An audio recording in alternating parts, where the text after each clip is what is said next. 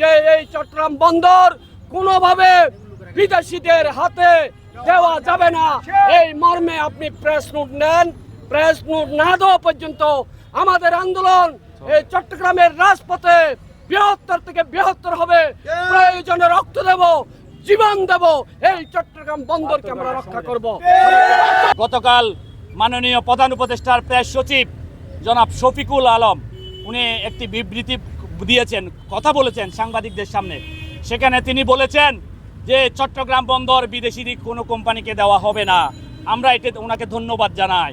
কিন্তু উনি পরের লাইনে আবার বলেছেন যে চট্টগ্রাম বন্দর ম্যানেজ করার জন্য আমরা বিদেশি কোম্পানিকে দিব। আপনি বিদেশিকে দিবেন না বলছেন, আবার বিদেশি কোম্পানিকে ম্যানেজ করতে দিবেন বলছেন। তাহলে সেই দুইটি কথা কিন্তু একসাথে চলতে পারে না এবং সাংঘর্ষিক বিষয়। আমরা প্রধান উপদেষ্টার কাছ থেকে আমরা স্পষ্ট বিবৃতি চাই যে চট্টগ্রাম বন্দর কোনো বিদেশি অর্থাৎ কোনো রাষ্ট্র বা কোনো কোম্পানি কাউকে দেওয়া হবে না।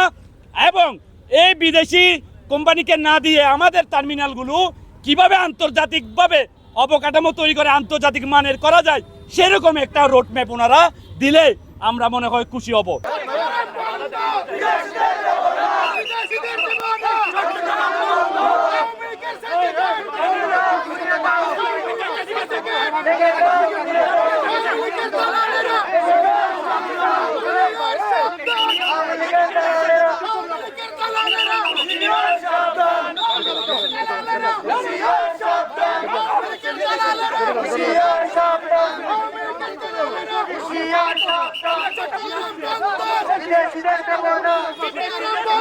বিদেশিদের